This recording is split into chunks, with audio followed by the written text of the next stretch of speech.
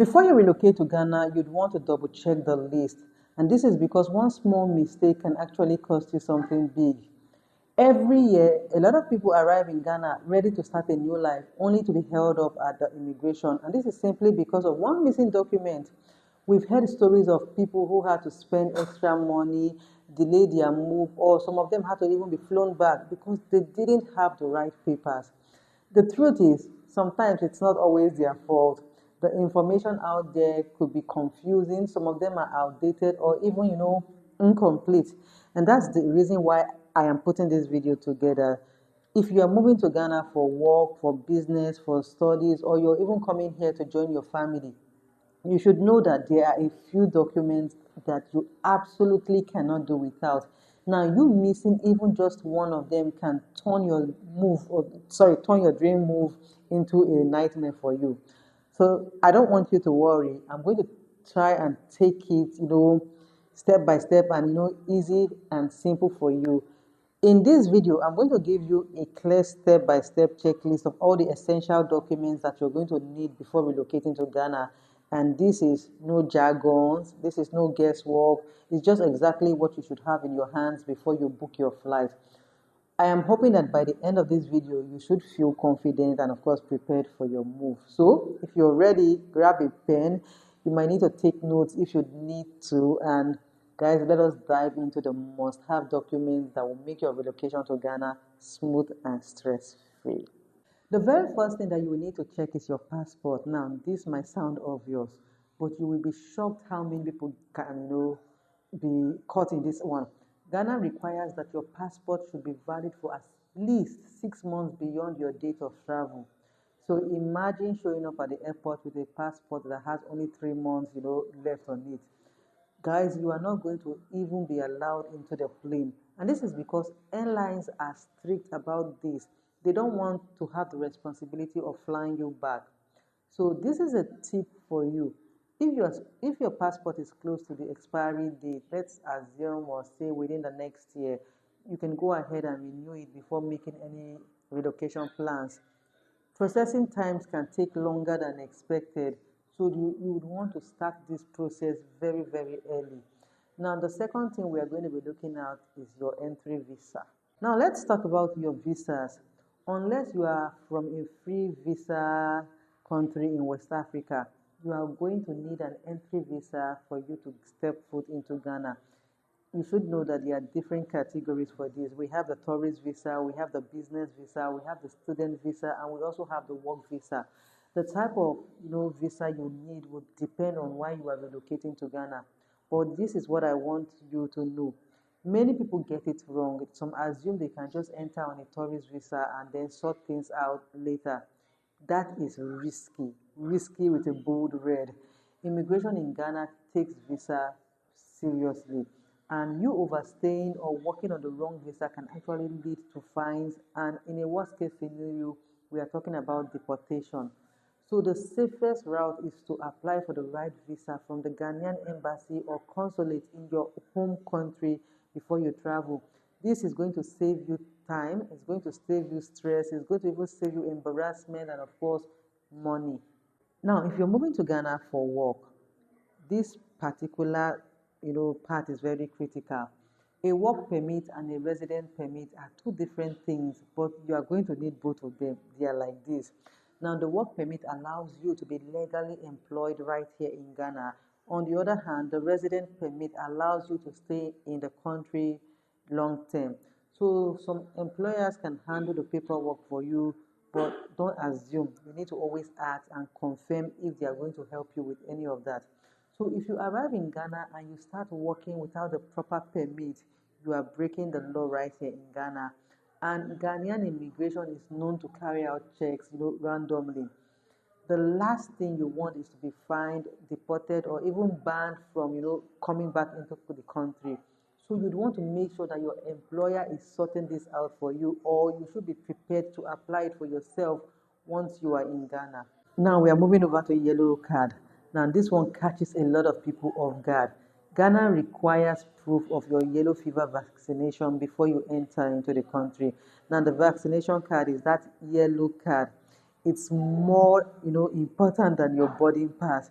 What you should know is that without your yellow fever vaccination card, you might be denied entry, or you might be forced to take the vaccine right there at the airport. And usually it comes at a high cost. Honestly, that's not the best way to start your relocation journey into Ghana. So, my tip for you is that you'd want to get vaccinated at an approved center in your home country, and of course, keep that your yellow card with your passport. They should never be separate. Never pack it in your checked luggage. You want to always keep it in hand with you, just as you are keeping your passport with you. Relocating is exciting, but health is something that you cannot ignore. The medical care in Ghana can be excellent, but private hospitals can also be expensive, and that is why health insurance for anyone who is coming into Ghana is a must. So you'd want to check if your current insurance covers you abroad. Now, if not, then explore international health insurance or get a local plan once you arrive in Ghana. And if you have children or ongoing medical needs, you'd want to carry your medical records with you. Things like your vaccination history, your prescriptions, or even allergy information. These can make a big difference if you need urgent medical care. If you're coming into Ghana as a student, you would need your admission letter, you would need your transcripts, and of course, your certificates. For families with children, schools in Ghana often require copies of their report cards, their birth certificates, and of course, their immunization records. Without them, enrolling your children in any school can actually be delayed because, of course, they would need this, information. So you should always carry both hard copies and the digital backups. A simple USB drive or a cloud storage can actually save you if anything gets lost in transit. So let's talk about money.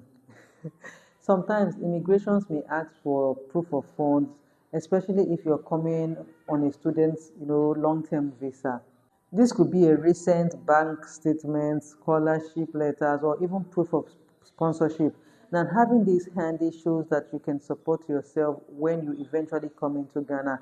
One tip I always recommend is that you should have an international debit or credit card ready. You don't want to arrive and realize that your home bank card, doesn't work here in Ghana. Also, you need to explore opening an international account because this is going to be, easy for transfers.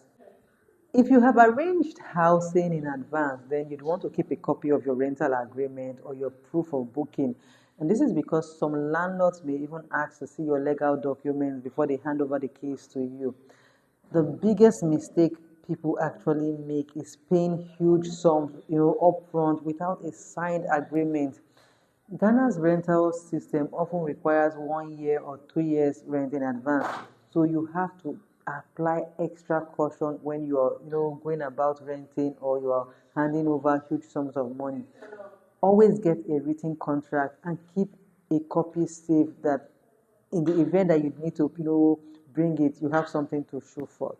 For those who will be moving here with family, there are extra documents that you would need to, provide.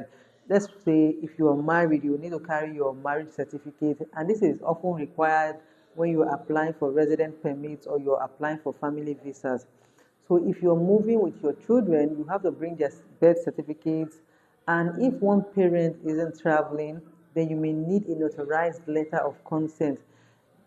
You should know that Ghana takes child custody and travel laws seriously, so you need to, have all of that handy with you.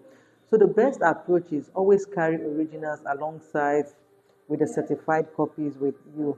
Finally, let's talk about backups. You know that relocating can be unpredictable and losing a document abroad is a nightmare. What you'd want to do is that you'd want to make multiple copies of your passport, your ID, and of course the important papers. You'd want to keep one set with you, one in your luggage, and of course another one that is stored digitally, maybe on your Google Drive, your email, or on a secure USB port. Also, you want to note down your embassy's contact information because if you ever lose your passport, you are going to need their help to get a replacement. So, guys, there you have it. The must have documents before relocating into Ghana. So let's have a quick recap. We talked about a valid passport, the right visa, your work and your residence permits, your yellow fever vaccination card, your health insurance, your school or work documents, your proof of funds, your housing agreements, your family papers, and of course, back up copies of everything that you have with you. Now, if you have this in order, then your relocation to Ghana will be smoother than you even imagined, and most likely with fewer surprises all along the way. So guys, I hope that this video saves you time, it saves you money, and it saves you a lot of stress as you plan your move into Ghana. If it did, give this video a thumbs up, share it with anyone who is thinking of relocating. And guys, don't forget to subscribe to this channel for more tips on moving and living here in Ghana. Thank you for watching today's video, and I'll see you in the next one. Bye bye.